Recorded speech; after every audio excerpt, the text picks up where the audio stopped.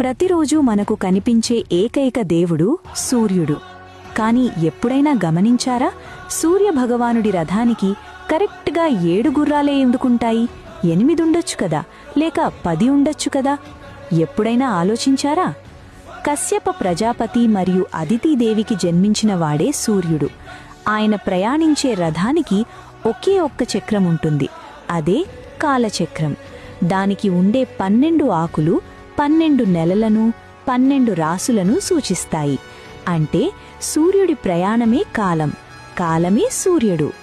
మరి ఆ 7 గుర్రాలేంటి?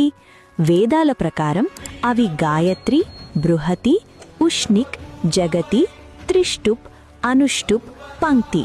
ఇవి సప్త ఛందస్సులు. సామాన్యంగా ఈ 7 గుర్రాలు వారంలోని 7 రోజులను సూచిస్తాయి. అంటే సూర్యుడు ఏ రోజు సెలవు తీసుకోడు.